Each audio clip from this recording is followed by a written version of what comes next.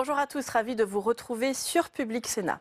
C'est le sujet polémique depuis le début du mouvement des Gilets jaunes, l'utilisation des lanceurs de balles de défense.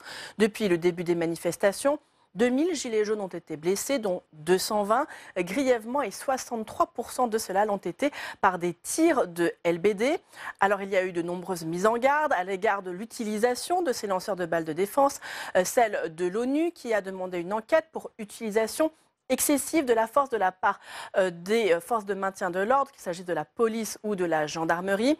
Notez également les mises en garde de Jacques Toubon, le défenseur des droits pour qui il ne faut pas utiliser ces lanceurs de balles de défense. Il l'a encore répété aujourd'hui avec la remise de son rapport annuel. Malgré cela, notez que la semaine dernière, le Sénat a refusé d'interdire l'utilisation des lanceurs de balles de défense. C'était là une proposition de loi qui était soutenue par l'ensemble de la gauche sénatoriale et qui était présentée par le groupe communiste présidé par la sénatrice Éliane Assassi. Alors, ce rejet de cette proposition de loi n'était pas vraiment une surprise, puisque c'est déjà ce qui s'était passé lors de l'examen du texte en commission de loi, puisque les sénateurs avaient choisi de suivre l'avis de la rapporteure Jacqueline Eustache-Brinio, pour qui cette proposition de loi soulève deux écueils. D'une part, elle ne propose aucune alternative. D'autre part, elle va fragiliser l'intervention des forces de maintien de l'ordre, selon la sénatrice Les Républicains. Retour donc au débat dans l'hémicycle. L'ordre du jour appelle, chers collègues, l'ordre du jour appelle la discussion de la proposition visant à interdire l'usage des lanceurs de balles de défense dans le cadre du maintien de l'ordre et à engager une réflexion sur les stratégies de désescalade et les alternatives pacifiques possibles à l'emploi de la force publique dans ce cadre, présenté par Madame Éliane Assassi et plusieurs de ses collègues. Il s'agit d'une demande du groupe CRCE. Je vous rappelle qu'en termes de temps, compte tenu de l'interruption, nous allons du temps accordé pour l'ensemble de la niche au groupe CRCE, nous finirons à 20h20 maximum. Alors, dans la discussion générale, la parole est à Madame Éliane Assassi, auteure de la proposition de loi.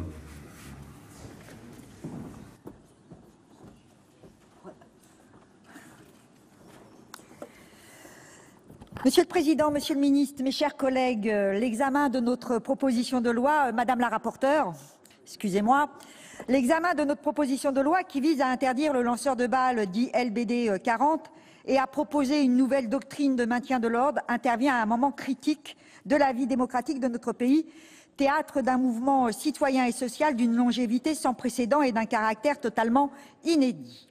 Ce mouvement des Gilets jaunes, toujours soutenu sur le plan des revendications par une majorité nette de nos concitoyennes et concitoyens, n'a pas reçu de réponse sur le long terme, à ce que nous considérons comme de légitimes exigences. Dès le lancement du grand débat, le président de la République a fermé la porte au rétablissement de l'ISF, l'une des principales revendications, et a éludé la question cruciale de la hausse des salaires. La réponse à ce mouvement, mesdames et messieurs les sénatrices et les sénateurs, monsieur le ministre, ne peut être que politique.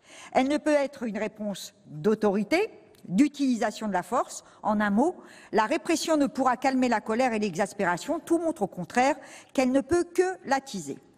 Or, monsieur le ministre, après le constat d'une répression accrue des mouvements sociaux ces dernières années, et notamment à l'occasion du mouvement contre la loi El Khomri, nous assistons aujourd'hui, depuis novembre, à une tentative d'utiliser la force brute, symbolisée par les lanceurs de balles LBD 40, pour canaliser ou éteindre un mouvement populaire. Avant de rentrer dans le détail de notre argumentation, je souhaite affirmer ici, et avec force, notre attachement à une police républicaine, à des forces de l'ordre qui mettent tout en œuvre pour assurer la sécurité des biens et des personnes. Nos forces de l'ordre sont prises au piège de l'entêtement à maintenir une politique profondément impopulaire et rejetée massivement. La stratégie de la tension, du pourrissement, n'est pas la bonne. Elle n'a pas toujours été celle choisie par le passé par les autorités policières. Comment ne pas rappeler l'attitude responsable et courageuse du préfet Grimaud, qui en 1968 n'a pas jeté de l'huile sur le feu et a préservé au maximum Paris d'affrontements sanglants et mortels. Il ne s'agit pas pour nous de mettre collectivement en cause les fonctionnaires de police qui, la plupart du temps, et majoritairement, se retrouvent piégés entre les exigences insatisfaites des manifestants et les ordres venus d'en haut, venus de vous, monsieur le ministre, tout cela dans un climat d'épuisement. C'est dans ce cadre que depuis le 17 novembre, le volume de tir des armes dites intermédiaires atteint un niveau critique. Critique également le nombre de blessés, souvent gravement, suite à l'utilisation de ces armes. D'après plusieurs décomptes, le nombre de blessés s'élève à 206 blessures à la tête, dont plusieurs dizaines sont liées à des tirs de lanceurs de balles de défense. 22 personnes ont été éborgnées par ces tirs, mutilées à vie. Le lanceur de balles LBD 40, que j'ai ici, contrairement à son prédécesseur, est classé arme de première catégorie, arme à feu et arme de guerre. C'est une arme non létale si elle est utilisée dans des conditions préconisées par le constructeur, conditions qui ne sont pas toujours appliquées. L'impact d'une balle en caoutchouc à moins de 10 mètres, c'est-à-dire ça, revient à recevoir un parpaing de 20 kilos lancé à 1 mètre. À 40 mètres, le choc représente l'équivalent de 8 boules de pétanque sur le membre visé. Nous parlons bien d'une arme dangereuse, potentiellement létale, et dont les blessures font l'objet d'une documentation étayée par de nombreux médecins dont je déplore par ailleurs l'absence lors des auditions effectuées par Madame la rapporteure. L'utilisation des lanceurs de balles de défense doit nous poser question. Au-delà des atermoiements de l'exécutif, nous nous interrogeons sur le nombre de victimes qu'il faudra encore pour légiférer sur son usage. Nous refusons la banalisation actuelle de blessures très graves, de blessures qui atteignent la République de plein fouet. Notre pays peut-il accepter encore ces scènes sanglantes? Au cours de nos auditions et tables rondes, nous avons pu constater qu'aucune arme ne peut réellement sécuriser les manifestations et ceux qui les encadrent. Il convient alors de réfléchir à la globalité du dispositif. C'est ainsi que notre proposition de loi propose un triptyque de mesures.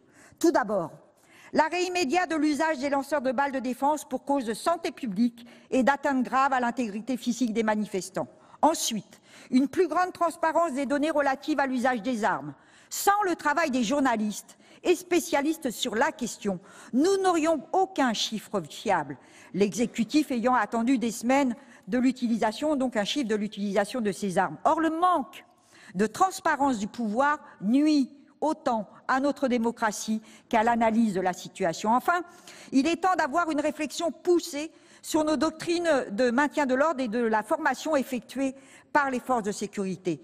Nous souhaitons que s'engage une réflexion à long terme. Nous proposons que le gouvernement remette au Parlement un rapport détaillé et documenté sur les stratégies de désescalade et de pacification à mettre en œuvre dans le cadre du maintien de l'ordre. Nous pouvons nous appuyer sur de nombreux exemples européens afin de revoir notre doctrine qui porte aujourd'hui préjudice au droit fondamental de manifester. Plus encore, et le rapport de la Commission le souligne à maintes reprises, le cadre d'utilisation et d'intervention est si peu lisible et difficilement mis en œuvre qu'il nuit aux conditions de travail des agents qui ne sont pas assez formés et se retrouvent démunis face au climat de tension qui ne cesse de s'intensifier. Ainsi, l'usage exagéré des lanceurs de balles de défense produit l'effet inverse de sa vocation. Il représente le premier obstacle entre forces de l'ordre et manifestants. Aujourd'hui, il faut donc dire stop au LBD 40. C'est une mesure d'urgence. En effet, même si la doctrine d'emploi de cette arme ainsi que son encadrement juridique sont précis sur les conditions de son utilisation, les conditions de son utilisation demeurent sujettes à caution. Leur usage est circonscrit en théorie, mais ne se vérifie pas en pratique. Le caractère d'absolue nécessité non plus, ni par les manifestants, ni par les journalistes présents. Les ordres donnés, la désorganisation, le manque de formation sont pour une bonne part à la source des difficultés.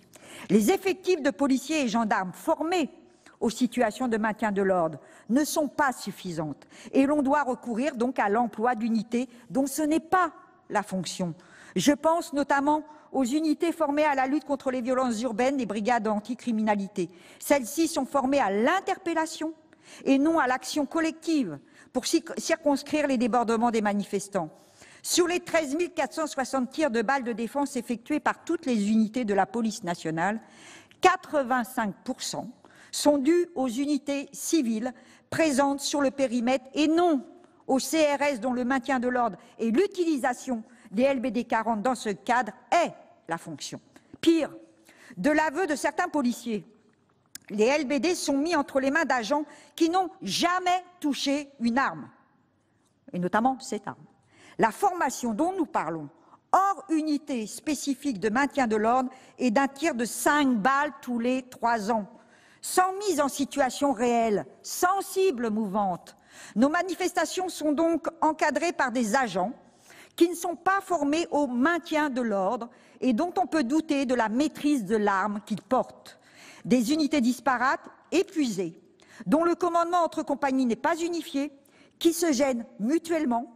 Des policiers nous ont dit « on nous fait faire des erreurs, la BAC nous gêne dans notre action, sur le terrain nous n'avons aucune vision d'ensemble, nous n'avons pas l'impression de commettre des actes illégaux ».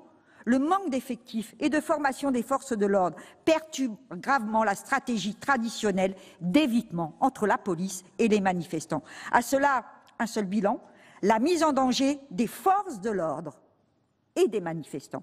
Ces conditions de travail inadmissibles pèsent sur nos forces de l'ordre et créent des drames dans nos rues.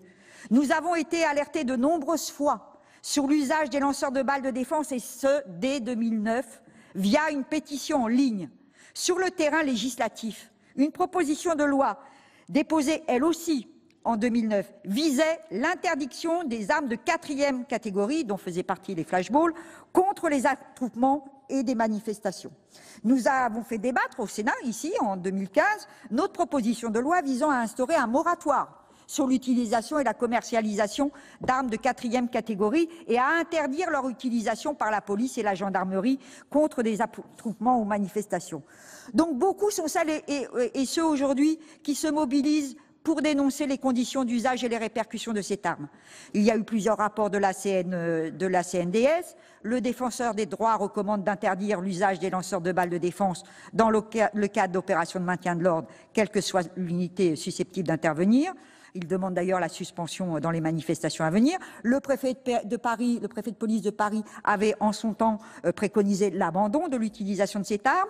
Et les ravages si massifs en France depuis le début du mouvement des Gilets jaunes fait que des soignants se sont aussi mobilisés. Et nous avons rencontré un professeur de neurochirurgie qui nous a alerté sur la gravité des blessures constatées. Et donc, le 14 février, il y a des experts de l'ONU qui ont dénoncé l'usage excessif de la force lors des manifestations. Il y a eu le Conseil de l'Europe, sa commissaire aux droits de l'homme. Hier, c'est Michelle Bachelet, haut commissaire de l'ONU, qui a exigé une enquête approfondie sur tous les cas rapportés d'usage excessif de la force. Il est grand temps, mes chers collègues, de stopper la dérive actuelle et de restaurer l'image de la patrie des libertés et des droits de l'homme que doit être la France. Donc, pour ce faire, nous vous proposons avec mon groupe d'adopter cette proposition de loi et je veux insister pour terminer sur une chose. Ce n'est pas une proposition de loi contre les policiers. Cette proposition de loi vise aussi à les protéger, eux. Merci. Donc la parole est à Madame Jacqueline Eustache-Brinio, rapporteure de la Commission des lois.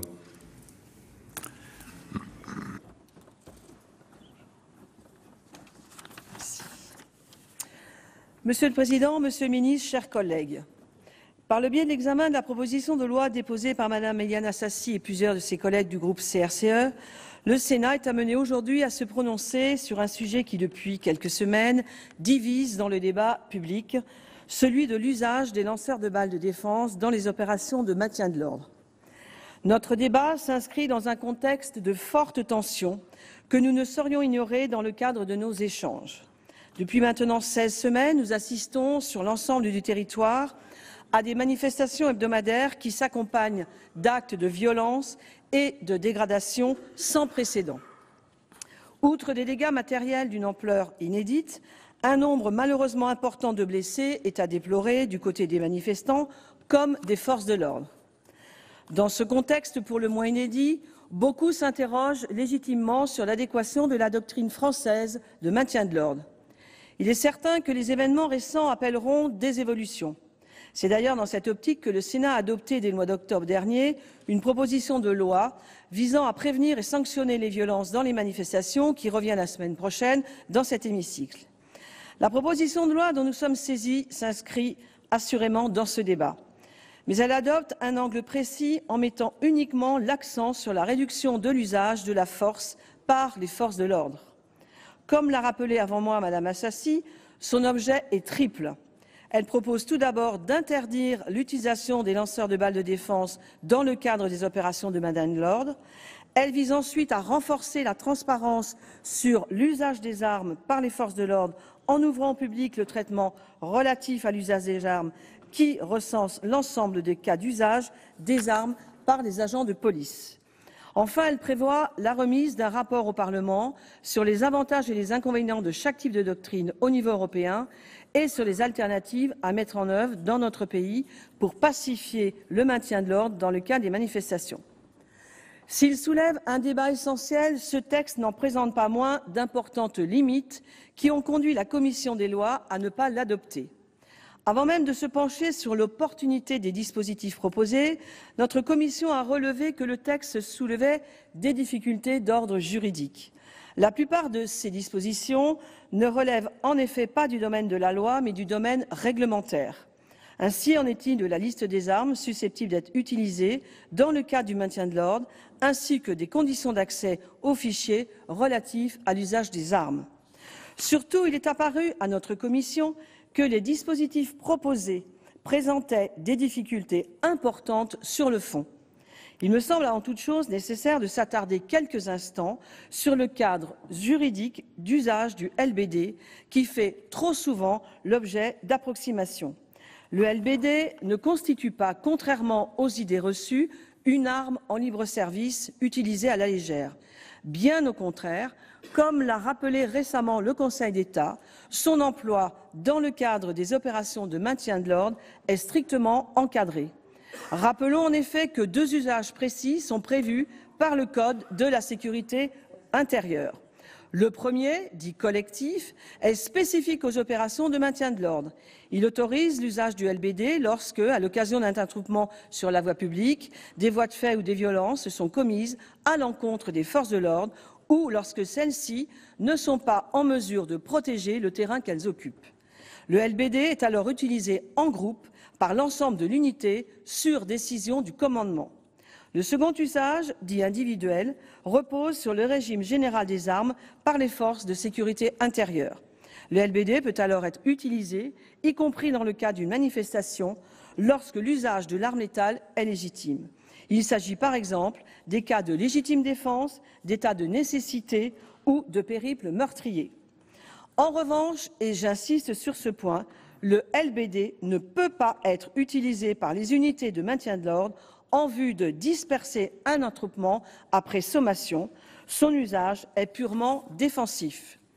Outre ce cadre légal et réglementaire, une instruction fixe de manière claire et précise la doctrine de l'emploi du LBD. Celle-ci prohibe notamment le tir à la tête ainsi que le tir contre les personnes présentant des signes de vulnérabilité. On ne peut nier que l'usage du LBD, jusque-là assez réduit, a beaucoup progressé au cours des dernières semaines, entraînant parfois des blessures importantes. Ainsi, selon les informations communiquées à la Commission, alors que 6 284 tirs de LBD ont été recensés au sein de la police nationale sur 2017, 13 460 tirs ont été décomptés entre le 17 novembre 2018 et le 5 février 2019. Depuis le début des manifestations des Gilets jaunes, 1 millier de tirs de LBD a été effectué par les escadrons de gendarmerie mobile contre une cinquantaine seulement en 2017. Cet usage massif et, disons-le, principalement conjoncturel ne justifie pas pour autant que son usage soit interdit. Il est tout d'abord essentiel de ne pas confondre l'usage légitime et légal d'une arme, qui est toujours susceptible de blesser, avec le mésusage de la force. Constater des blessures, aussi graves soient-elles, ne suffit pas à établir que l'emploi de l'arme est illégitime. L'existence d'éventuelles dérives personnelles dans l'usage des LBD, qu'il appartient à la justice de condamner fermement, ne justifie pas davantage d'en interdire l'emploi. On ne peut que regretter que l'usage du LBD puisse, dans certaines circonstances, provoquer des blessures parfois d'une gravité certaine. Force est néanmoins de constater que le nombre de blessures liées à des lanceurs de balles de défense demeure réduit, rapporté au nombre de tirs effectués. Sur les 13 460 munitions utilisées dans le cadre des manifestations sur la voie publique entre novembre 2018 et février 2019, l'inspection générale de la police nationale n'aurait été saisie que de 56 cas de graves blessures. Surtout, la plupart des personnes que j'ai reçues en audition, et je pense que Monsieur le ministre appuiera en ce sens, s'accordent pour dire que l'interdiction pure et simple des lanceurs de balles de défense sans offrir aucune alternative pourrait déstabiliser l'organisation des opérations de maintien de l'ordre. Le lanceur de balles de défense constitue une arme de force intermédiaire nécessaire à la mise en œuvre d'une réponse graduée et d'un usage proportionné à la force. En interdire l'usage reviendrait à supprimer un échelon dans l'arsenal des moyens à disposition de nos forces de l'ordre, avec deux risques. Soit inciter au contact direct entre les manifestants et les forces de l'ordre, qui n'est pas de nature à réduire le nombre de blessés, soit induire un recours plus fréquent à l'arme létale. Rappelons que la Cour européenne des droits de l'homme exige pour ces mêmes raisons la mise en œuvre d'une réponse graduée et d'un usage proportionné de la force dans le cadre des opérations de maintien de l'ordre. Dans un arrêt de 1998, elle a par exemple condamné la Turquie car elle n'avait pas doté ses forces de police d'autres armes que les armes à feu et ne leur avait pas laissé d'autre choix que d'utiliser leur arme létale à l'occasion d'une manifestation. Si ces arguments militent pour le maintien de l'usage du LBD, il demeure toutefois essentiel de s'assurer de son bon usage et du strict respect du cadre juridique. Or, à cet égard, je tire de ces auditions, les auditions que j'ai organisées, quelques marges d'amélioration possibles pour perfectionner l'usage du LBD. Tout d'abord, nombreux sont ceux qui appellent à une amélioration de la formation à l'usage de cette arme. Une obligation d'entraînement tous les 3 ans est jugée pour beaucoup de policiers et gendarmes insuffisante. Par ailleurs, si la mise en place de caméras mobiles pour documenter l'usage de cette arme constitue une avancée importante, il m'a été indiqué que des améliorations techniques mériteraient d'y être apportées pour les rendre complètement opérationnelles. Monsieur le ministre, ces éléments nous paraissent essentiels et nous serons intéressés de vous entendre sur les réflexions envisagées par vos services sur ce sujet.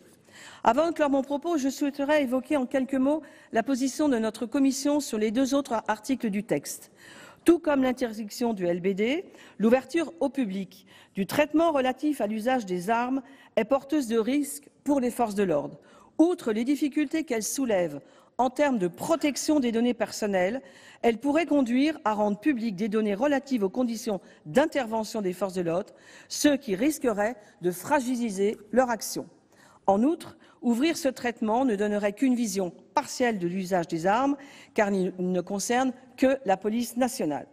Enfin, par le biais d'une demande de rapport au Parlement, les auteurs de la proposition de loi invitent à repenser la doctrine française du maintien de l'ordre en s'inspirant des modèles mis en œuvre dans d'autres pays européens.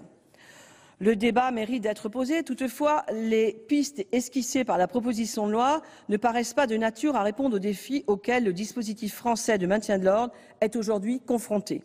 Contrairement à la conception communément admise, les doctrines fondées sur le principe de désescalade ne sont pas, en effet, exemptes dans la pratique de tensions avec les forces de l'ordre. Un rapport des inspections générales de la police nationale et de la gendarmerie nationale de 2014 révèle ainsi que la doctrine allemande, souvent donnée en exemple, est en réalité fondée sur une entrée en contact rapide avec les manifestants et s'accompagne d'un nombre important de blessés. Pour l'ensemble de ces raisons, je vous invite, au nom de la Commission des lois, à ne pas adopter cette proposition de loi. Merci, Madame la rapporteure. Monsieur le ministre, la parole est à vous, Monsieur Laurent Nunez.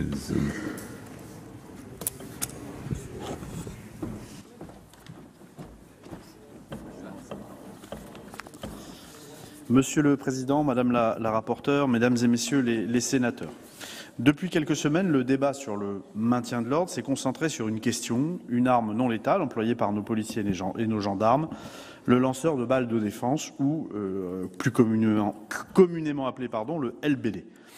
Depuis des semaines, l'ordre public a connu des troubles majeurs. Ces troubles illustrent l'évolution qui est à l'œuvre dans les manifestations de voie publique. De plus en plus, la violence s'infiltre dans les manifestations, dans ce qui est un mode d'expression démocratique, légitime, encadré. De plus en plus, à côté des manifestations pacifiques, les forces de l'ordre voient surgir des groupes ultra-violents dont le seul objectif est de casser, de violenter, casser le matériel urbain, casser les vitrines des magasins, casser les symboles de la République, bâtiments, s'en prendre parfois aux permanences parlementaires, monuments, tout y passe.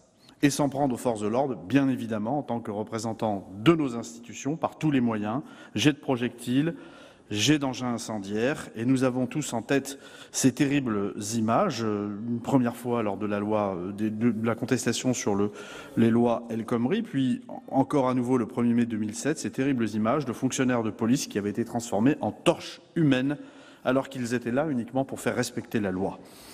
Mais je pourrais également citer des événements plus récents et qui ont trait au mouvement des Gilets jaunes, avec ces motards de la préfecture de police de Paris pris à partie sur les Champs-Élysées le 22 décembre dernier, ou la scène ahurissante sur la passerelle Senghor début janvier.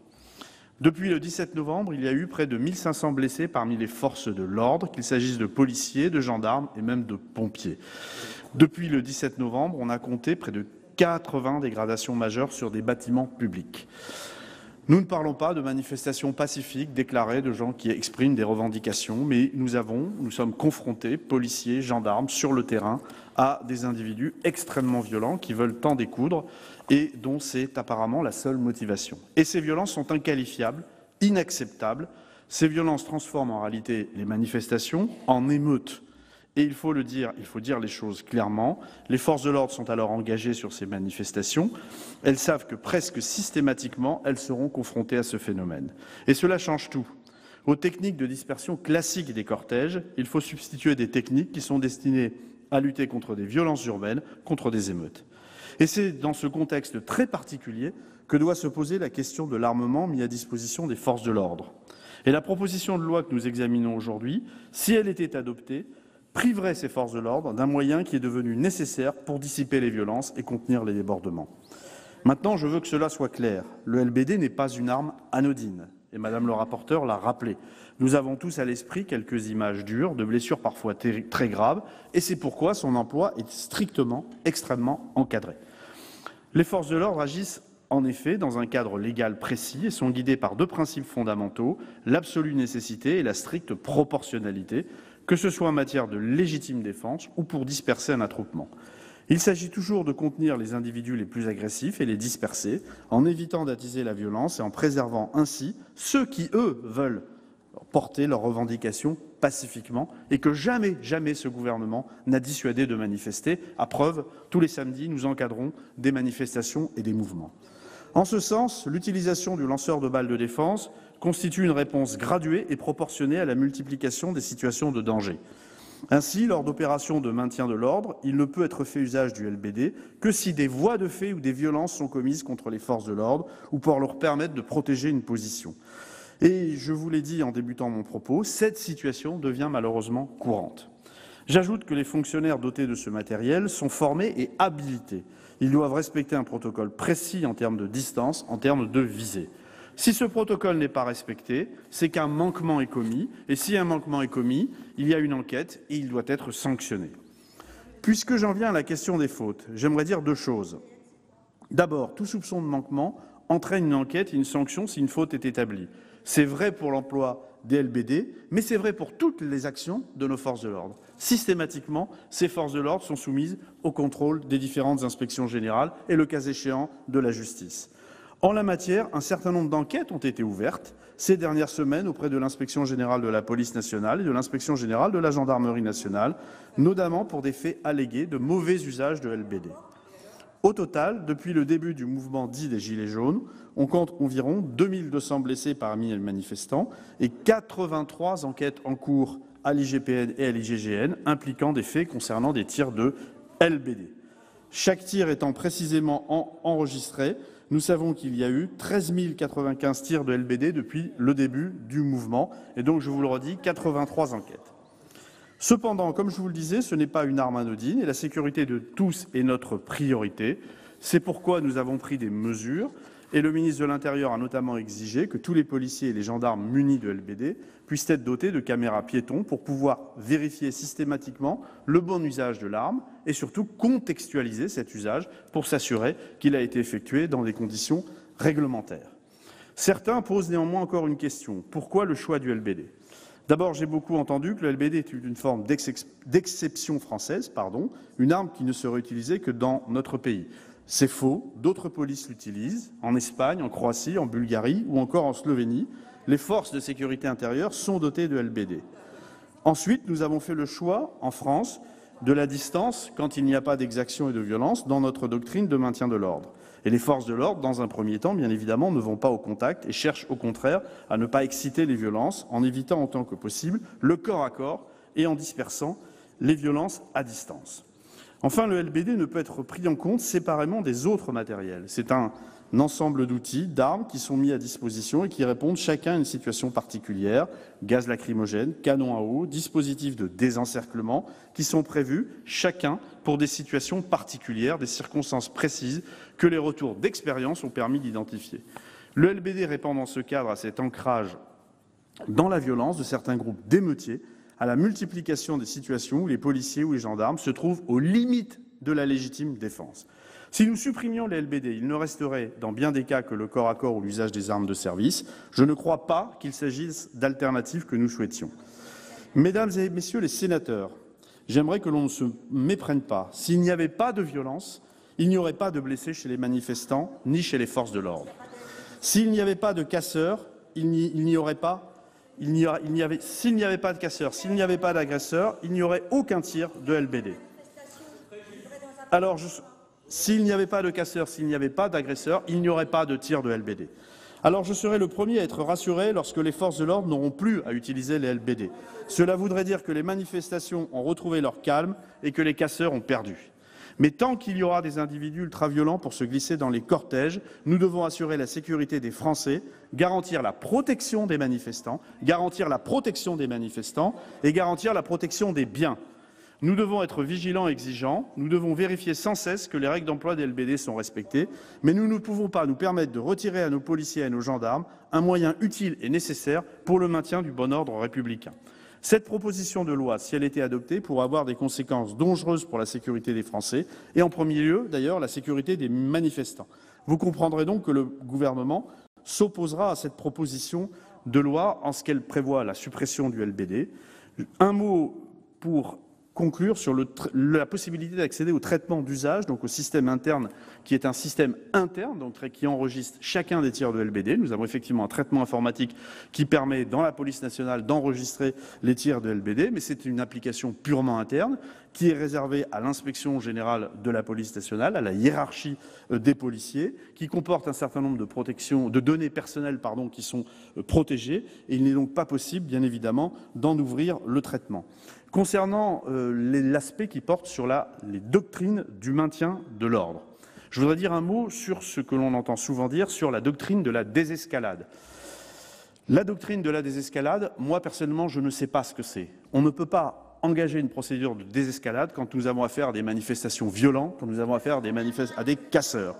La désescalade, de surcroît, elle existe dans notre droit. La désescalade, ça s'appelle la déclaration de manifestation. Ça s'appelle se rendre en préfecture et expliquer au préfet quel va être l'itinéraire qui va être choisi, quel va être le service d'ordre que l'on va respecter pendant cette manifestation. Ça relève de la désescalade. La désescalade, ce sont les contrôles préventifs que nous mettons en place en amont pour éviter que des individus, des casseurs et des individus violents arrivent avec des armes par destination sur les manifestations. Ça, c'est de la désescalade et ça existe dans le droit français et c'est ce que nous mettons en place à chacune des manifestations du samedi en ce moment des Gilets jaunes. À chaque manifestation sont mis en place des contrôles préventifs et nous arrivons à détecter des armes par destination. Ça, c'est de la désescalade. Ce sont ces interpellations qui sont faites en amont des manifestations pour que ces individus ne puissent se rendre sur ces manifestations pour y commettre des violences. Concernant la doctrine de maintien de l'ordre, elle existe, elle est établie. Oui, cette doctrine a évolué depuis le 1er décembre où nous sommes systématiquement confrontés à des individus violents qui commettent des exactions et les forces de l'ordre savent qu'elles ne doivent tolérer aucune exaction. Dès qu'il y a des violences, elles interviennent pour y mettre un terme. C'est ce qu'on attend d'une police et d'une gendarmerie républicaine que vous avez appelée de vos vœux, Madame Assassi. Je peux vous confirmer que notre police et notre gendarmerie, elle est bien républicaine et elle intervient pour mettre un terme à des violences qui sont inacceptables dans notre pays et qui sont bien loin du droit de manifester, que nous protégeons par ailleurs et auquel nous sommes très attachés. Voilà ce que je voulais vous dire. Vous comprendrez donc que le gouvernement émettra donc sur cette proposition de loi et donc sur l'ensemble des articles un avis défavorable. Je vous remercie. Monsieur le Président, Monsieur le Ministre, Monsieur le Président de la Commission, Madame la rapporteure, mes chers collègues, je salue sans ironie aucune l'initiative de nos collègues du groupe CRCE pour évoquer aujourd'hui la dérive de manifestations en affrontement que notre pays, vous avez raison Madame la Présidente, ne peut plus supporter, même si je crains, Madame la Présidente, de vous déplaire dans l'avis que je formulerai tout à l'heure. Le texte que vous proposez comprend deux volets principaux. Le premier, c'est la réflexion sur la mise en œuvre de mesures alternatives à l'usage de la force dans les opérations de maintien de l'ordre et l'interdiction des lanceurs de balles de défense dans ce même cadre. Depuis quelque temps, dans le sillage des manifestations liées à la ZAD de Notre-Dame-des-Landes, à la loi travail et plus récemment dans le sillage du mouvement dit des Gilets jaunes, l'État est confronté à une augmentation significative des violences. Parfois très agressives, ces violences visant les biens, parfois même les symboles de la République, mais aussi les forces de l'ordre, sont devenues récurrentes et parfois très provocatrices. Elles sont souvent le fait d'individus qui instrumentalisent dangereusement le droit à manifester et nuisent par leurs actes à l'image de ceux et celles qui expriment très légitimement en manifestant leurs revendications et opinions. Cette situation préoccupante conduit naturellement à s'interroger sur l'adéquation entre les pratiques actuelles du maintien de l'ordre pour prévenir les débordements et la nécessaire garantie du libre exercice de droit de manifester, eu égard à ce que je définirais comme la professionnalisation de l'affrontement violent et qui s'apparente à une sorte de guérilla urbaine.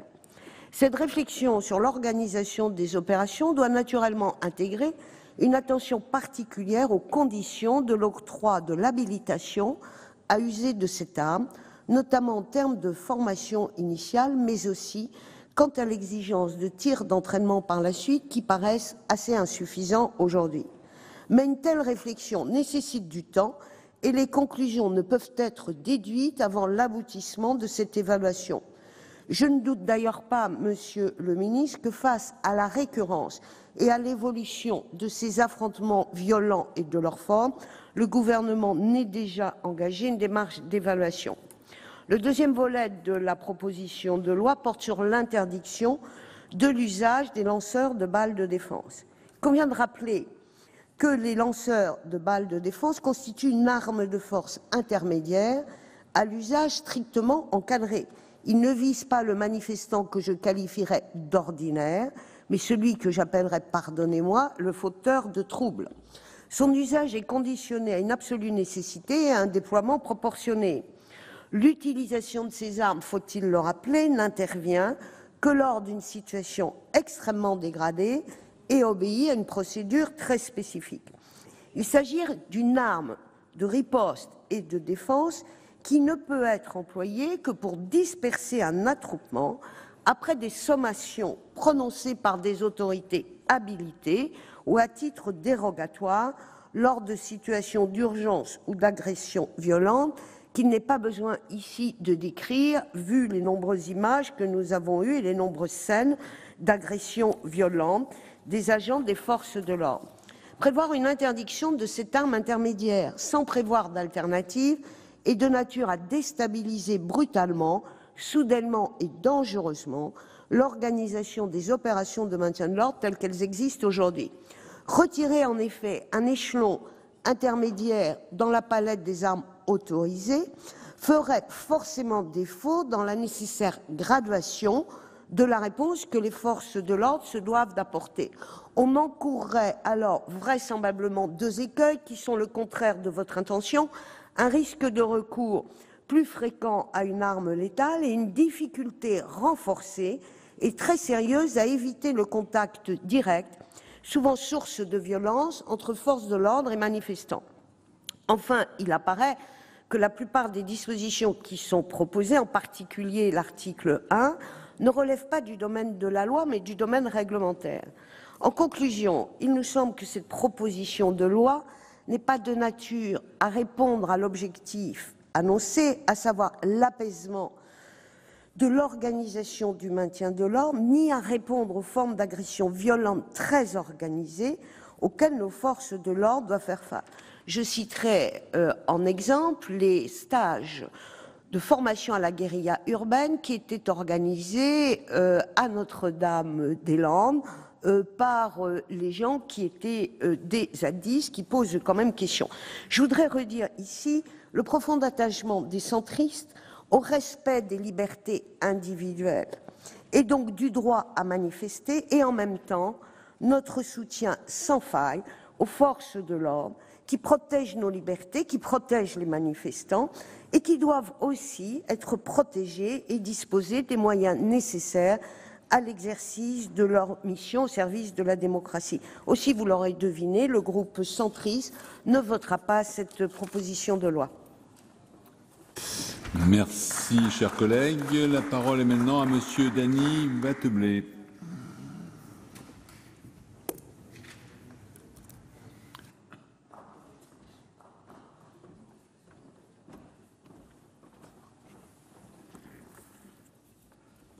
Monsieur le Président, Monsieur le Ministre, Madame la rapporteure, mes chers collègues, la situation sociale particulière dans laquelle se trouve notre pays, ainsi que la multiplication des violences et des exactions en marge des manifestations des Gilets jaunes, ont occasionné depuis plusieurs mois un usage plus important des lanceurs de balles de défense dans le cadre des opérations de maintien de l'ordre. La médiatisation de certains cas de blessures attribués à l'utilisation de lanceurs de balles, blessures que l'on ne peut que regretter, a conduit à une remise en cause de cette arme de force intermédiaire. Dès lors, s'interroger sur l'adéquation des dispositifs de maintien de l'ordre peut apparaître pertinent dans un contexte social et sécuritaire difficile. La proposition de loi que nous examinons cet après-midi vise à interdire immédiatement l'usage des lanceurs de balles de défense dans le cadre d'opérations de maintien de l'ordre. Elle tend également à permettre une plus grande transparence des données relatives à l'usage des armes par les policiers, le lendemain de chaque manifestation durant laquelle les forces de l'ordre ont fait usage de leurs armes. Le traitement relatif au suivi de l'usage des armes serait ainsi rendu accessible au public. Enfin, elle demande au gouvernement la remise d'un rapport parlementaire au Parlement qui sera détaillé et documenté sur les avantages et les inconvénients de chaque type de doctrine au niveau européen et sur les alternatives à mettre en œuvre dans notre pays pour pacifier le maintien de l'ordre dans le cadre de manifestations. Ce texte appelle toutefois un certain nombre de remarques. En premier lieu, ce texte présente des difficultés d'ordre juridique. La plupart des dispositions de la proposition de loi ne relèvent pas du domaine de la loi. Les conditions d'emploi des armes dans le cadre des opérations de maintien de l'ordre et de restauration de l'ordre et la description des armes pouvant être employées sont définies par voie réglementaire. La liste des armes susceptibles d'être utilisées est ainsi fixée par décret. En second lieu, l'article 2, qui vise à ouvrir au public le traitement relatif à l'usage des armes, présente un danger. En effet, non seulement ces dispositions soulèvent des difficultés en termes de protection des données personnelles, mais également elles pourraient conduire à divulguer des données relatives aux conditions d'intervention des forces de l'ordre, risquant ainsi de fragiliser leur action. Et en dernier lieu, l'application de l'article 3, qui vise à repenser la doctrine française du maintien de l'ordre en s'inspirant des modèles mis en œuvre par d'autres pays européens, nécessite des travaux d'une certaine ampleur. Aussi, le délai de 2 mois ne semble pas raisonnablement suffisant. En outre, notre doctrine française n'a rien à envier à celle mise en œuvre au sein d'autres pays européens. Pour preuve, nos agents de police et des gendarmeries nationales sont régulièrement sollicités par d'autres États de l'Union européenne afin de former leurs propres forces de maintien de l'ordre. Enfin, certaines pistes apparaissent plus pertinentes pour guider la révision de la doctrine française de maintien de l'ordre. Ainsi, renforcer la judiciarisation a posteriori des actes de violence et de dégradation pourrait être privilégiée. Monsieur le ministre, mes chers collègues, la doctrine française du maintien de l'ordre repose sur un maintien à distance des individus commettant des exactions. Depuis plusieurs années, les lanceurs de balles de défense font partie intégrante de l'arsenal de maintien de l'ordre et leur usage est strictement encadré. Certes, l'utilisation de ces armes de force intermédiaire a récemment progressé, fortement d'ailleurs, mais cette augmentation s'explique par les violences sans précédent perpétrées à l'encontre des forces de l'ordre et de sécurité intérieure dans le cadre des manifestations. Dès lors, pourquoi priver nos forces de l'ordre de l'usage d'une arme circonscrite à des finalités défensives et supprimer un échelon dans l'arsenal des moyens mis à leur disposition? Pourquoi interdire l'usage de cette arme sans prévoir de la substituer par notre équipement et prendre ainsi le double risque d'inciter au contact direct entre manifestants et forces de l'ordre et d'induire un recours plus fréquent à l'arme létale?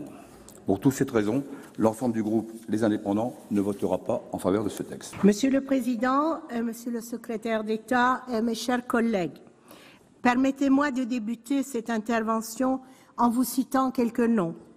Guy, 60 ans, mâchoire fracturée par un tir de LBD le 1er décembre. Doriana, 16 ans, menton fracturé par un tir de LBD le 3 décembre. Oumar, 16 ans, front fracturé par un tir de LBD le 5 décembre. Jérôme, 40 ans, éborgné par un tir de LBD le 26 janvier. 1700 blessés chez les manifestants depuis le 17 novembre, parmi lesquels 94 graves, dont 69 par des tirs de LBD. Derrière l'impersonnel nombre des victimes, il y a des individualités, des vies, des quotidiens perturbés, des destins brisés par les violences policières. Ces LBD sont d'une extrême dangerosité. Ils possèdent une force d'impact de 200 joules, soit l'équivalent d'un parpaing de 20 kilos qui vous serait lâché sur le visage à 1 mètre de hauteur. Ces armes mutilent, estropient et défigurent nombre de nos concitoyens. Et souvent, non parce que ceux-ci étaient responsables de violences, mais plutôt parce que le policier, auteur du tir, n'a pas le plus souvent employé son équipement de manière adéquate. Au niveau national, c'est la voix du défenseur des droits qui s'est élevée pour alerter de la dangerosité des armes sublétales. À l'échelon supranational, c'est d'abord le Parlement européen qui a dénoncé la disproportion avec laquelle nos forces de l'ordre répriment les mouvements sociaux. Le Conseil de l'Europe a ensuite critiqué notre usage des LBD contraire aux droits humains. Enfin, ce mercredi, c'est l'ONU, par la voix de sa haut-commissaire aux droits de l'homme, qui demande une enquête approfondie sur les cas d'usage excessif de la force sur le sol français. Alors qu'il devait à l'origine être employé dans des contextes de guérillas urbaines, le lanceur de balles de défense est aujourd'hui abusivement utilisé lors des manifestations. En partant de ces constats, la PPL que nous vous soumettons propose l'interdiction immédiate du recours au LBD dans le cadre d'opérations de maintien de l'ordre, ainsi qu'une plus grande transparence quant à l'utilisation d'autres armes par nos policiers. Comment expliquer qu'en Europe, avec la Grèce et la Pologne, nous soyons les seuls États où il est encore permis aux policiers d'utiliser des LBD à l'encontre de nos manifestants? Nos voisins ne font-ils pas face à des violences citoyennes, notamment en Allemagne, par infiltration des néo-nazis dans les cortèges? Pourtant, nombre de nos partenaires européens ont choisi une approche différente dans la gestion des violences.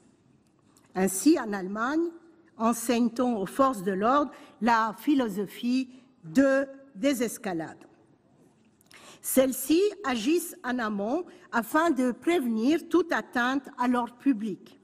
Chez nous, on laisse les Black Blocs et autres minorités violentes proliférer dans les cortèges avant d'intervenir une fois les méfaits commis. S'ensuivent alors des répressions généralisées sans la moindre distinction entre manifestants et casseurs.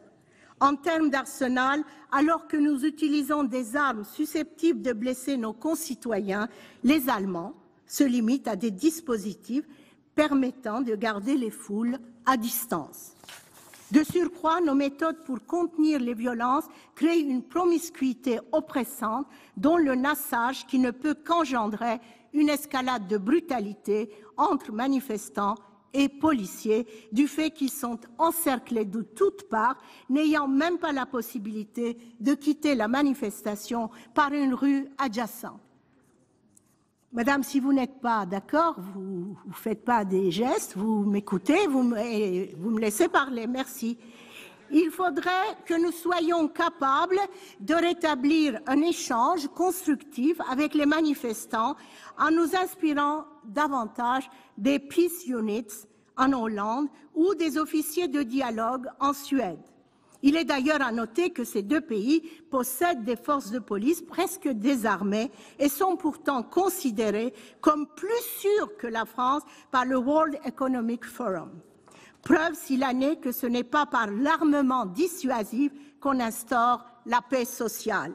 Prenant acte de ces différences, notre proposition de loi demande au gouvernement la remise d'un rapport sur les différentes doctrines de maintien de l'ordre existantes en Europe afin que nous soyons à même de nous en inspirer et d'améliorer nos propres dispositifs. Une meilleure formation des gardiens de la paix et un meilleur encadrement de leurs pratiques serait un premier pas pour qu'à l'avenir nous puissions éviter que de nouvelles violences incontrôlées ne soient perpétrées. Tirons des leçons des événements tragiques du passé, dont la mort de Malik Oussekine et de Rémi Fraisse.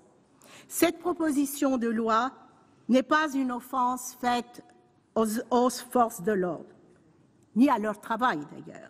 C'est un texte d'apaisement et nous espérons qu'il sera perçu comme tel. Je vous remercie.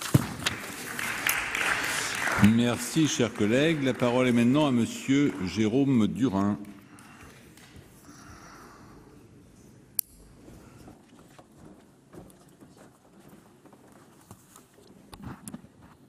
Monsieur le Président, Madame la rapporteure, Monsieur le Ministre, chers collègues, dans un débat d'une très grande importance pour le fonctionnement démocratique de notre République, en ayant à l'esprit la nécessité du maintien de l'ordre public et dans le même temps la garantie des libertés publiques, notre groupe défendra sur ce texte 3 idées fortes. Nous exprimons d'abord un soutien sans réserve aux forces de l'ordre engagées depuis plusieurs années sur tous les fronts dans des opérations complexes et usante de maintien de l'ordre face au terrorisme, face à un regain des formes radicales de violence dans les manifestations. Nous voulons aussi affirmer que la gravité des lésions générées par l'usage des LBD a atteint un niveau insoutenable pour notre société. Nous adhérons enfin à l'idée portée par nos collègues communistes que l'usage des LBD doit être prohibé dans le cadre du maintien de l'ordre et que des alternatives à cette arme doivent être recherchées au plus vite. Le texte qui nous est proposé permet d'aborder une partie des problématiques de sécurité dans le pays en ce qui concerne le maintien de l'ordre. Il est difficile de décorréler son examen de celui de la proposition de loi Retailleau-Castaner que nous aborderons mardi. Sur le texte de Madame Assassi, je tiens à saluer la position défendue par Madame la rapporteure qui ne s'inscrit pas dans le déni. Elle relève les possibilités d'amélioration en matière de formation des forces de l'ordre qui existent. Les syndicats des forces de l'ordre que nous avons auditionnés ont également insisté sur ce point, à tel point que nous nous interrogeons sur le rôle que les sénateurs pourraient jouer sur cette question. La rapporteure a raison quand elle pointe certains éléments d'imprécision juridique de la proposition de loi de Madame Assassi. Ce texte relève-t-il du réglementaire ou du législatif? Je considère, pour ma part, qu'il relève avant tout du politique. Premier constat, chers collègues, la confiance de nos concitoyens envers la police reste largement majoritaire. La marche pour la paix du 11 janvier 2015 avait parfaitement symbolisé cette relation avec des images remarquées d'hommage aux forces de l'ordre. Le CEVIPOF nous indique que la confiance de la population française envers la police est en légère hausse à 74% en 2018. Plusieurs facteurs objectifs ont sans doute participé au réchauffement des relations entre la police et la société lors du dernier quinquennat. Le nouveau code de déontologie de la police nationale et de la gendarmerie, entré en vigueur en 2014, a ainsi rendu obligatoire le port du matricule et encadré les palpations de sécurité. Rappelons d'ailleurs que c'est un autre socialiste qui avait mis en place le premier code de déontologie, le toujours respecté Pierre Joxe. En juin 2016, toujours sous François Hollande, une réexpérimentation autour du port de mini-caméras a été lancée au sein de la police municipale. L'augmentation des effectifs après un quinquennat Sarkozy qui les avait vu fondre de 12 000 hommes et femmes, a également constitué un complément nécessaire de ces mesures d'apaisement. Durant la campagne de 2017, Emmanuel Macron avait donné l'impression de vouloir poursuivre sur son chemin. Combinons à la fois le renforcement des moyens dédiés à l'amélioration des conditions de travail de nos forces de police et de gendarmerie et en même temps l'amélioration des relations entre policiers, gendarmes et citoyens. Ainsi, promesse a été faite de recruter 10 000 policiers et gendarmes supplémentaires. Ces moyens supplémentaires ont été accompagnés d'une nouvelle police, dite police de sécurité du quotidien, supposée être de proximité, mais à la création de laquelle la population n'a guère été associée. Ces promesses relevaient de bonnes intentions, mais comme souvent dans le monde macroniste, la traduction en actes et l'accompagnement politique ont failli. Ainsi, les nouveaux moyens humains alloués ne satisfont que partiellement les besoins des forces de l'ordre, comme l'a très richement documenté la commission d'enquête sénatoriale relative à l'état des forces de sécurité intérieure. Les mesures ponctuelles prises ces dernières années n'ont pas enrayé la dégradation continue des conditions matérielles de travail, équipement et immobilier des forces de sécurité intérieure. Il faut rappeler ici les conditions d'exercice des missions du maintien de l'ordre. Que nous disent les policiers? Des stands de tir parfois hors d'âge, des conditions d'entraînement dégradées, même dans la région parisienne, des heures de formation insuffisantes et pourtant difficiles à consommer, ou encore la nécessité, notamment en province, de faire les fonds de tiroir en termes d'effectifs et de moyens matériels, quitte à mobiliser dans les manifestations des agents insuffisamment formés et sous-équipés. Des fonctionnaires de police nous racontaient hier encore comment un gradé avait dû, sur ses fonds propres, aller chez Decathlon acheter des casques et des genouillères pour ces hommes, faute d'équipement adéquat. Aussi, l'objectif d'amélioration du lien police-population, passé au second plan dans le débat public dans le contexte terroriste, nous semble aujourd'hui nécessiter un traitement prioritaire. Les forces de l'ordre ont le sentiment d'être trop souvent pointées du doigt en cas de bavure supposée et trop peu soutenues en cas de violence dirigée contre elles. Avec le groupe socialiste, nous avons rencontré hier des syndicats de forces de l'ordre. Ils nous ont indiqué que la première personne à avoir perdu l'usage d'un œil dans le mouvement, dit des Gilets jaunes, était un policier. Comme membres d'un parti de gouvernement, nous sommes pleinement conscients des exigences qui leur sont demandées quotidiennement, de la mobilisation usante qui est assurée chaque week-end, du sacrifice qu'ils font pour protéger directement la République, ses symboles et ses représentants. Parallèlement, et c'est évidemment le cœur de cette proposition de loi, nous avons une claire conscience des violences subies par certains de nos concitoyens civils, documentées pour beaucoup sur les réseaux sociaux pendant la mobilisation des Gilets jaunes. Elles sont restées absentes du champ médiatique pendant plusieurs semaines. L'accumulation malheureuse de ces violences a conduit journaux et télévisions à aborder le sujet en ce début d'année 2019. Le ministre de l'Intérieur, qui indiquait jusqu'il y a peu qu'il ne connaissait aucun policier, aucun gendarme qui ait attaqué des Gilets jaunes, a finalement consenti à équiper de caméras les policiers chargés de tirer avec des lanceurs de balles de défense. Cette première avancée est-elle suffisante? On peut en douter, puisque des blessures graves provoquées par des LBD ont continué d'être recensées. Le déni permanent de l'existence de difficultés de relations entre la police et la population est dangereux. Il laisse s'installer entre la population, dans la population, un ressentiment qui se retourne contre les forces de l'ordre, alors même que ces dernières ne disposent pas de toutes les cartes en main pour changer la situation. La solution doit aussi, si ce n'est surtout, venir de la discussion politique. À ce titre, nous regrettons que cette question des relations entre les forces de l'ordre et la population soit absente du grand débat national, alors même qu'une partie de la population a été confrontée à la problématique du maintien de l'ordre pour la première fois à l'occasion du mouvement des Gilets jaunes. Au-delà de cet épisode des Gilets jaunes, qui ne couvre pas tout le spectre des relations entre la police et la population, notre pays mérite un débat serein sur la confiance qu'il porte à sa police et les moyens de l'améliorer. Les Français ont le droit d'être exigeants avec leur police. Ils ont le droit de s'interroger sur l'opportunité d'engager des unités peu habituées au maintien de l'ordre sur le terrain. Avec mes collègues socialistes, nous avons hésité sur notre position quant à cette initiative. Les prises de position successives et contradictoires d'anciens ministres, d'experts, de chercheurs sur le maintien de l'ordre, de journalistes, d'ONG, de policiers ou d'institutions internationales appellent à l'humilité. Le sujet est complexe, nous le savons. L'exercice du maintien de l'ordre est un art délicat. L'exercice des fonctions de ministre de l'Intérieur n'est pas davantage une sinécure dans un contexte social français actuellement qui n'est pas indifférent. Des blessés dans les manifestations, il y en a dans tous les pays. Des blessures irréversibles, c'est plus rare. Et c'est bien ce qui se pose question avec le LBD. Le docteur Laurentine, professeur de neurochirurgie au CHU de Besançon, a ainsi lancé une pétition pour un moratoire sur l'utilisation des armes sublétales afin d'alerter, j'ouvre les guillemets, sur leur dangerosité extrême. Rien ne justifierait de telles blessures irréversibles face à des casseurs, rien ne justifierait de telles blessures face à de simples manifestants innocents.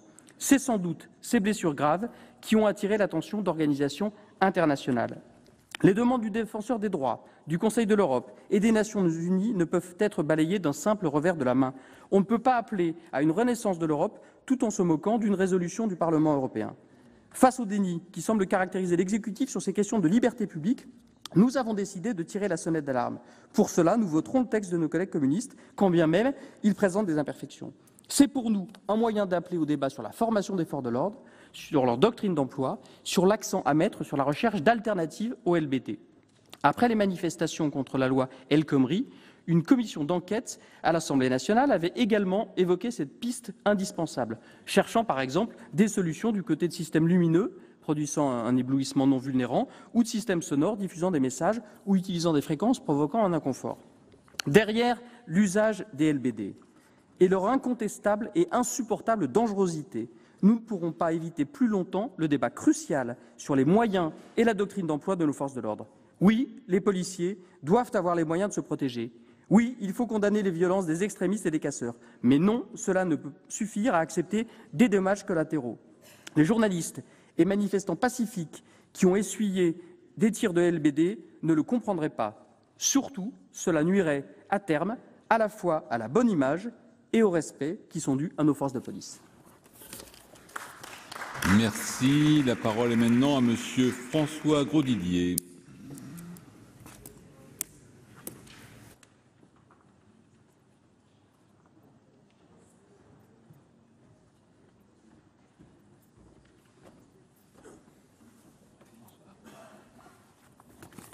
Bien, Monsieur le Président, Monsieur le Ministre, Monsieur le Vice-président de la Commission des lois, Madame la rapporteure, chers collègues, j'entends souvent la gauche dénoncer en matière de sécurité les lois de circonstance. En voilà une bien belle ce soir.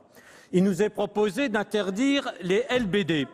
C'est vraiment la dernière chose à faire au moment où celles-ci, ces forces de l'ordre, n'ont jamais été autant agressées, aussi violemment et le plus souvent gratuitement.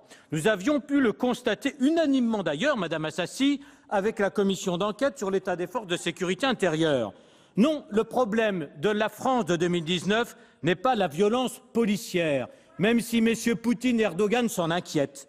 Non, le problème de la France en 2019, c'est bien la violence contre les policiers. Certes, violence policière sur 150 000 policiers et 100 000 gendarmes, certains peuvent commettre des fautes. Et d'ailleurs, quand il y a faute présumée, soupçonnée, il y a enquête administrative, enquête judiciaire, et aucun traitement de faveur ni de présomption d'innocence pour les policiers et les gendarmes, c'est plutôt le contraire. Le problème de la France de 2019, c'est bien la violence de plus en plus débridée, la violence même sur les agents des forces de l'ordre. Ceci, par discipline et par éthique, s'impose une réponse proportionnée. J'ai même vécu ces situations comme chef d'une police municipale. Lorsqu'on agresse des policiers avec des billes d'acier tirées au lance-pierre, eh bien, on se rend compte que même le taser n'est pas une réponse proportionnée et qu'il n'y avait que le flashball qui, à l'époque, pouvait répondre, maintenant, le LBD 40. Les bacs sont équipés, d'ailleurs, des LBD à la satisfaction générale. Alors, la polémique est née de l'usage dans des opérations de maintien de l'ordre. Là-dessus, nous sommes bien d'accord, Madame Assassi. Alors, cette expérience récente doit être analysée, et c'est le seul mérite de cette proposition de loi. Face à cette violence extrême, La réponse aura été d'ailleurs plus insuffisante qu'excessive, puisque l'État ne l'a pas pu complètement juguler, et en tout cas pas rapidement. La doctrine française du maintien de l'ordre visait d'abord à contenir les manifestations et à éviter le contact. Mais ça, c'était bonne manifestation, souvent organisée par vos amis, ce qui était plutôt bon enfant. Ainsi, mais on a reproché jusqu'à début décembre à nos CRS d'assister aux dégradations sans intervenir.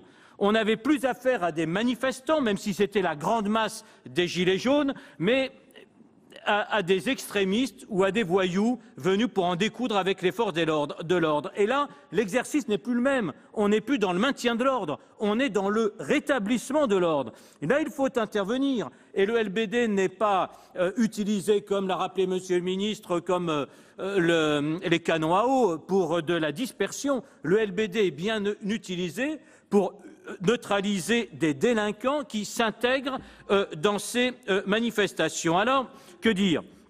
Le LBD, il y a eu plus de 15 000 tirs. Là-dessus, il y a eu moins d'une centaine de dommages corporels. Une centaine, c'est à la fois relativement peu, mais c'est trop. Nous en conviendrons. Alors, disons d'abord que sans le LBD, les agents auraient été amenés au contact, comme l'a rappelé notre collègue Richard, mais aussi parfois au tir à balles réelles, par exemple pour éviter des lynchages de policiers qui avaient commencé. Alors le LBD est indispensable, non comme outil de maintien de l'ordre, mais comme réponse aux délinquants qui doivent être neutralisés de la façon la moins dommageable pour eux-mêmes. Je dirais que, bien sûr, qu'il faut rappeler le strict cadre d'emploi des LBD, et là nous sommes d'accord. La rapporteure l'a d'ailleurs très justement rappelé. Mais la meilleure façon de s'assurer du respect des conditions d'utilisation, mais aussi d'éviter ce procès systématique d'intention des agents, c'est d'équiper aussi ces armes d'une webcam, d'une caméra, comme c'est d'ailleurs le cas sur les pistolets à impulsion électrique. Ainsi, l'enregistrement sera automatique. Cela évitera d'ailleurs de dédoubler les agents, l'un tirant et l'autre filmant, d'autant plus que police et plus encore gendarmerie, Monsieur le ministre, restent sous-équipés en matière de caméras piétons.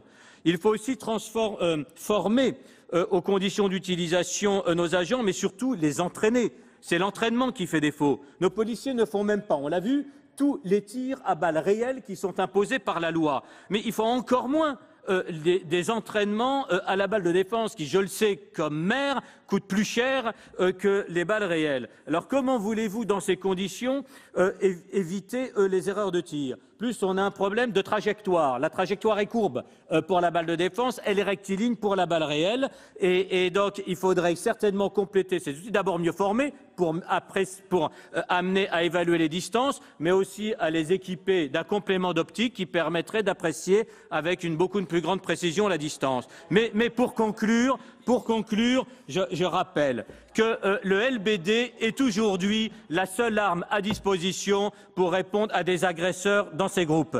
Nos forces de sécurité intérieure sont à l'extrême limite de la rupture. Désarmons-les et ce sera la rupture. Ou bien la ville sera livrée aux casseurs et aux pilleurs, ou bien il y aura usage des armes létales et des morts. Donc notre responsabilité, c'est de maintenir le LBD aux conditions proposées par Madame la rapporteure. Merci, chers collègues, vous dépassez largement. La discussion générale est close. Donc la commission n'ayant pas élaboré de texte, nous passons à la discussion des articles de la proposition de loi. Je vous rappelle que nous avons 3 articles, 2 amendements, peut-être des votes en scrutin public et qu'il nous reste un quart d'heure. Donc sur l'article 1er, prise de parole, Monsieur Assouline n'est pas là, donc c'est bon. Madame Assassi, vous renoncez à votre prise de parole. Très bien. Donc l'amendement numéro 2 sur l'article 1er, Monsieur Grand. Merci, Monsieur le Président. Monsieur le rapporteur, Monsieur le Ministre, l'objet de cet article principal, l'objet principal de cet article de la proposition de loi est d'interdire l'usage des lanceurs de balles de défense, appelés communément flashball, dans le cadre du maintien de l'ordre.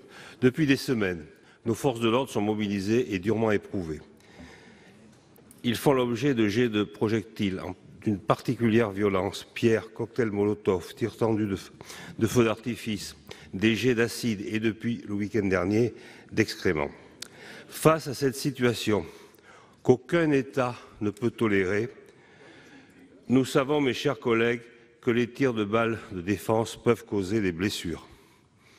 Mais pour autant, chers collègues, faut-il les remplacer par des flash-flowers, par des flash-shoots? Je ne sais pas, j'en suis pas certain. De nombreuses vidéos en ligne témoignent sans pour autant montrer objectivement les longues minutes qui précèdent où nos forces de l'ordre font l'objet d'un sang-froid exemplaire malgré les provocations et affrontements avec des individus déterminés à blesser, voire à tuer des membres de forces de l'ordre. Dans ses décisions récentes, le Conseil d'État a considéré que ces armes demeurent particulièrement appropriées pour ce type de situation. Je vous propose donc, mes chers collègues, de supprimer cet article. J'aurai l'occasion, si nous allons plus loin dans la discussion, de revenir dans quelques instants sur la problématique des sommations sous-jacentes à cette initiative parlementaire. Merci. L'avis de la Commission, Madame la rapporteure. Dans la mesure où la Commission des lois s'est positionnée contre ce texte de loi, c'est un avis favorable pour Bien. L'avis du gouvernement, Monsieur le Ministre. Même chose, je crois que mes propos liminaires ont été très clairs, donc favorable. Donc 2 avis favorables. Donc je vais mettre aux voix. J'ai été saisi d'une demande de scrutin public par les groupes Républicains et CRCE sur cet amendement numéro 2. L'avis de la Commission et du gouvernement sont favorables. Il va être procédé au scrutin public dans les conditions fixées par l'article 56 du règlement.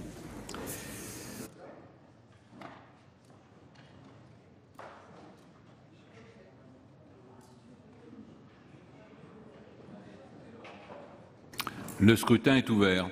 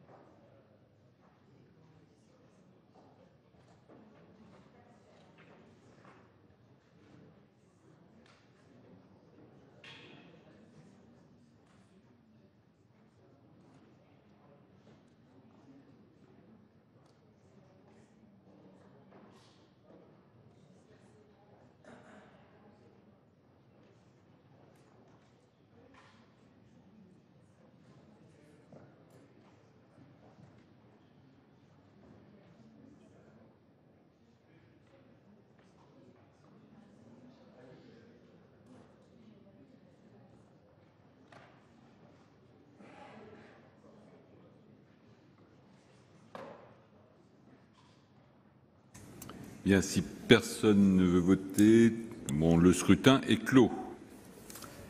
Donc, il va être procédé au dépouillement.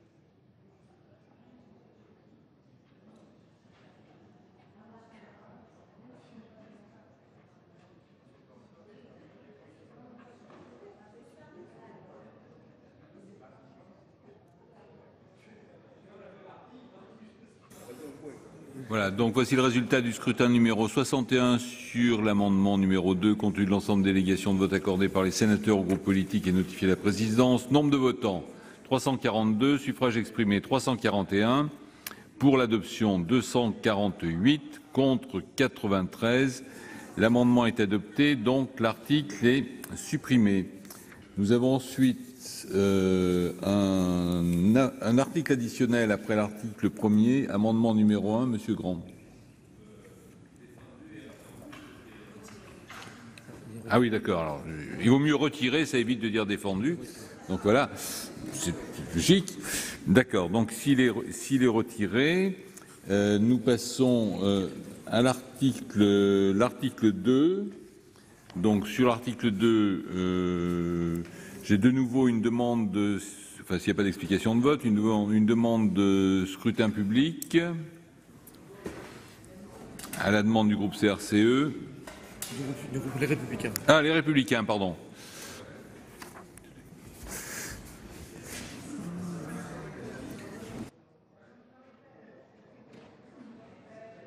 Monsieur le Président.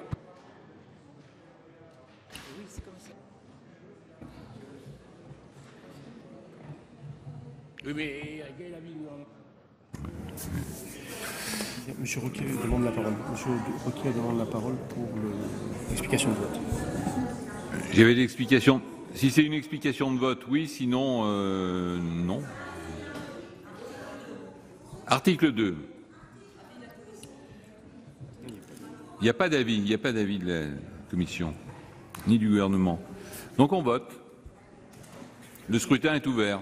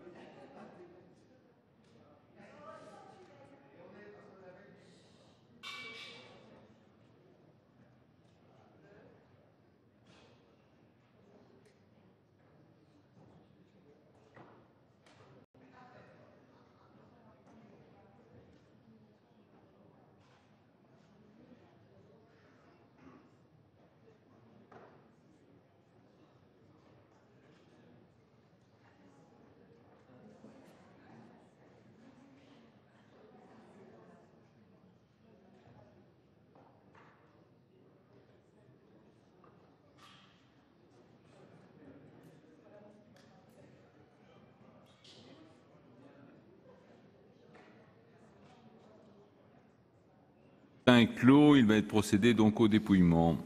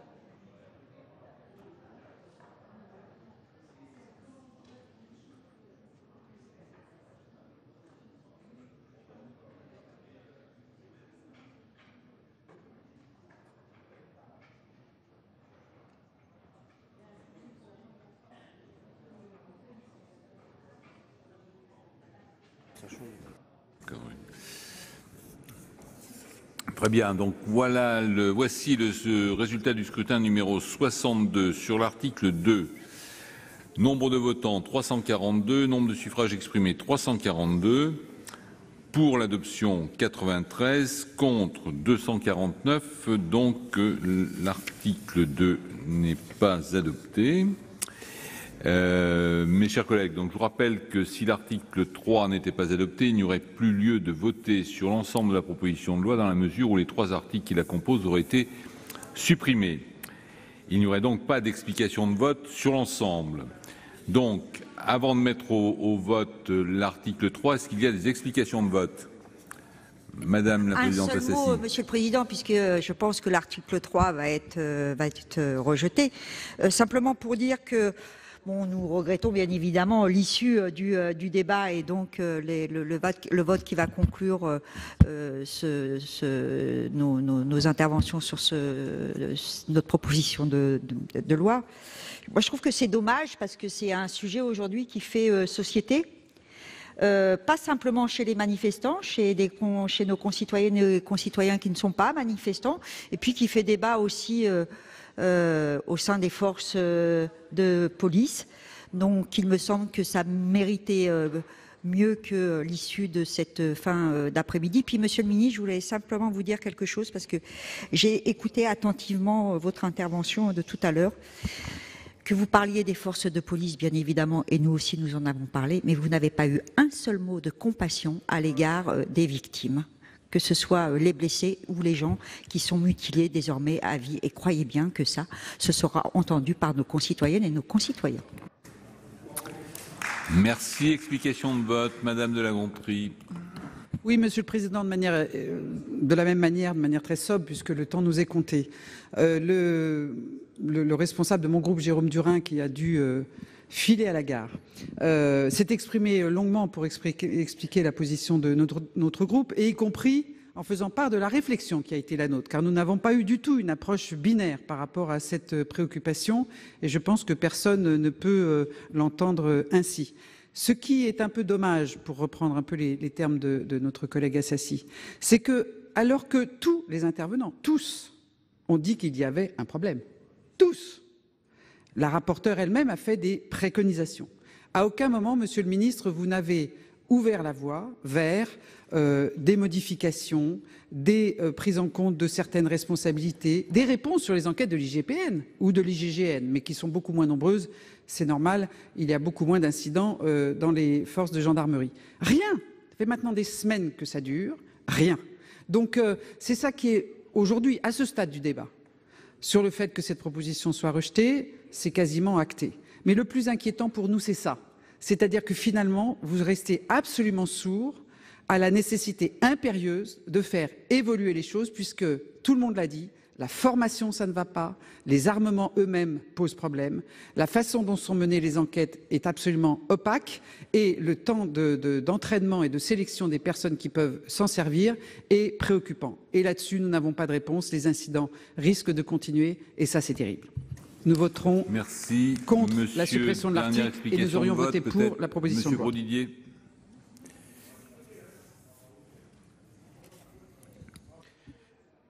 Eh bien, nous pensons que ce débat n'aura pas été inutile. N'aura pas été inutile et je regrette que vous regrettiez qu'il ait eu lieu en disant qu'il n'aura pas été concluant. C'est concluant ce qu'il est clair qu'on ne peut pas désarmer nos policiers. Et que ce ne sont pas eux qui sont responsables des circonstances qui les amènent à utiliser ces armes. Claire, je voudrais simplement dire, les enquêtes, Monsieur le ministre pourrait le dire mieux que moi, ont lieu. Simplement, n'attendez pas des résultats instantanés à n'importe quelle enquête. Deuxièmement, nous insistons, nous aussi, Monsieur le ministre, en disant qu'il faut armer les policiers, mais qu'il faut aussi les former, mais qu'il faut aussi les entraîner, mais aussi qu'il faut compléter les armements. Donc écoutez les propositions du Sénat, celles de ce soir, comme celles que nous avions formulées dans la commission d'enquête. Et je crois que les forces de l'ordre en seront pleinement satisfaites et nos concitoyens aussi. Et on les réconciliera avec nos forces de l'ordre. Merci, chers collègues. Donc, normalement, je devrais mettre aux voix. J'ai été saisi d'une demande de scrutin public par le groupe Les Républicains. Si vous êtes d'accord, on peut peut-être éviter ce scrutin public et on resterait ainsi dans les temps et considérer qu'on a le même vote que sur l'article 2. Comment? Oui, mais on peut faire le scrutin public ou ne pas voter. On peut faire arrêter la pendule. Moi, je vous propose de considérer que c'est le même scrutin que sur l'article 2. Madame Assassi, vous êtes d'accord, Madame la Présidente? Bon, je vous en remercie parce que ça permet de faire quand même un vote et de considérer que c'est le vote identique à l'article 2 et de ne pas faire tomber l'horloge de manière un peu bête et méchante, si j'ose dire. Voilà. Donc, l'article 3 n'est pas adopté et donc l'ensemble des articles ayant été supprimés, la proposition de loi n'est pas adoptée. Voilà, vous l'avez vu jeudi dernier finalement, eh bien, les sénateurs ont rejeté cette proposition de loi communiste qui vise à interdire l'utilisation des lanceurs de balles de défense. Cela après eh bien, les nombreux blessés qu'il y a pu avoir lors des manifestations des Gilets jaunes. Mais vous l'avez vu, les sénateurs jugent que eh bien, cette proposition de loi ne proposait aucune alternative à cette arme de force intermédiaire et qu'également eh bien, interdire ces LBD aurait pour effet de fragiliser l'intervention des forces de maintien de l'ordre. Vous pouvez toujours voir et revoir toutes les séances sur notre site publicsénat.fr. Très bonne journée sur les chaînes parlementaires.